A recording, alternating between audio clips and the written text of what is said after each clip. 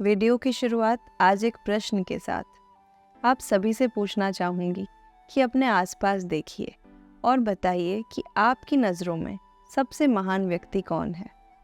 आप ऐसे किस व्यक्ति को जानते हैं जो आपकी दृष्टि में बहुत ऊंचा है। मैं जानती हूँ उत्तर कुछ इस प्रकार के होंगे। कोई तो बहुत धनवान होगा, कोई बहुत ऊंचे कुल का, कोई बहुत ज़्यादा रूपवान। परंतु क्या हम सच्चे मायनों में जानते हैं कि महान व्यक्ति असल में कौन है? यदि नहीं तो आज जानेंगे आचार्य चाणक्य के एक श्लोक द्वारा। नमस्कार, मैं आरुषि एब्स्ट्रैक्ट टॉक्स में आप सभी का स्वागत करती हूँ। आज कुछ चर्चा करेंगे कि हमें किस तरह का मनुष्य बनना है और क्या सबसे ज़्यादा ज़रूरी है मानवता के लिए, जो कि हम कहीं ना कहीं भूलते जा रहे हैं। तो शुरुआत करते हैं श्लोक के साथ। श्लोक कुछ इस प्रकार से है। रूप यौवन संपन्ना विशाल कुल संभवा, विद्याहीना न शोभन्ते निर्गंधा एव किंचुका।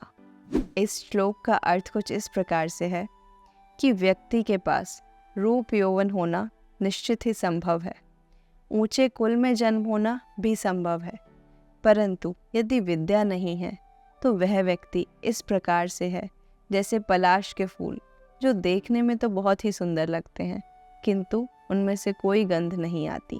अर्थात हमारे पास सब कुछ हो, रूप यौवन ऊंचा कुल धन आदि सब, किंतु यदि विद्यावान हम नहीं हैं, हम एक सच्चे मनुष्य की तरह आचरण नहीं करते, सदाचार नहीं करते, तो वह सब किस काम का।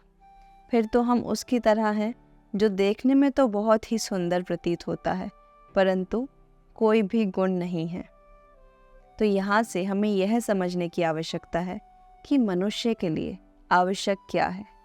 जब हम सभी जीवों से भिन्न हैं, किस लिए हैं? क्योंकि ईश्वर ने हमें बुद्धि दी है और उस बुद्धि का प्रयोग करके हम विद्या ग्रहण कर सकते हैं और उस विद्या का प्रयोग करके ऐसे कार्य कर सकते हैं जो कि हमारे लिए ही नहीं अपितु दूसरों के लिए भी लाभदायक हो, किसी को नुकसान ना पहुंचाए।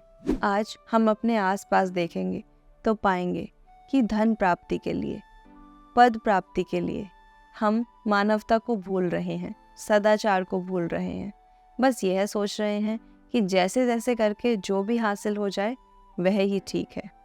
प्रारब्ध से, हमारे पुराने कर्मों से हमें सब कुछ हासिल तो हो जाता है, परंतु यदि उसके बाद हम अपना बर्ताव वैसा ना रखें जैसा कि अपेक्षित है, हम सदाचरण ना रखें, तो फिर वह पद, वह धन किस काम का।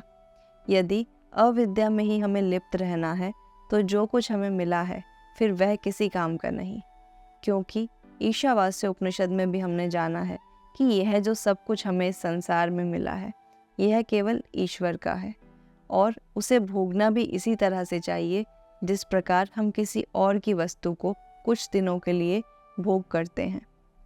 तो हम फिर किस बात का घमंड, किस बात के अहंकार में यह जीते हैं कि यह सब मैंने अर्जित किया है।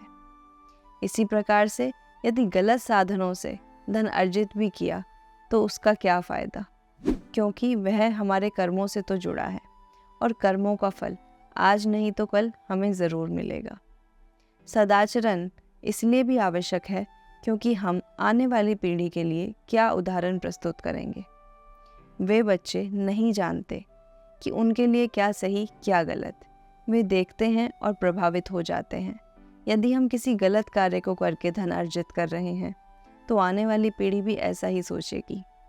जब तक यह दूसरे के घर की बात है हमें कोई प्रभाव नहीं पड़ेगा, परंतु कल यदि हमारे घर के ही छोटे बच्चे गलत रास्तों पर चलने लगेंगे तब हमें समझ आएगा कि हमारी कितनी बड़ी भूल है। यहाँ कबीर दास जी की पंक्तियों से भी हम काफ़ी कुछ सीख सकते हैं।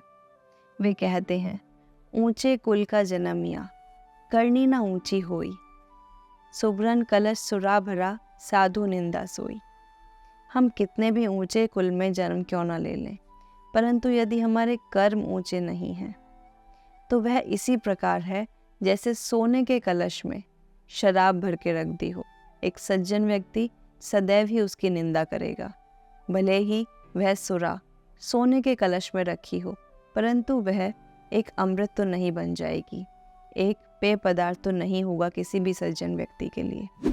हम अपने कुल पर या जो प्रारब्धों से हमें मिला है उस पर इतना अहंकार जताते हैं कि मैं सबसे ऊंचा हूँ, परंतु क्या हमारे कर्म ऊंचे हैं? बात तो तब होगी जब हमारे कर्मों से हमारे कुल का मान बढ़े। यहाँ कुल से हम यह भी समझ सकते हैं कि बाकी जीव जंतुओं से सबसे ऊपर कुल में मनुष्य जन्म मिला है, परंतु यदि हमारा आचरण मनुष्य जैसा नहीं है, मानवता के हित में नहीं है, तो फिर इस मनुष्य जाति में जन्म लेने का क्या लाभ? आशा करती हूँ आप समझ पाए होंगे कि हमारे लिए विद्या, सदाचरण और मानवता कितना महत्वपूर्ण है। हमारे लिए ही नहीं अपितु पूरे संसार के लिए महत्वपूर्ण है। मनुष्य होने के नाते यह हमारा दायित्व है कि हम मनुष्य के अनुसार ही आचरण करें, जो कि सर्वहित में हो। आज की वीडियो में इतना ही। कैसे लगे आपको विचार कमेंट बॉक्स में ज़रूर बताइएगा। मिलेंगे अगली वीडियो में। धन्यवाद।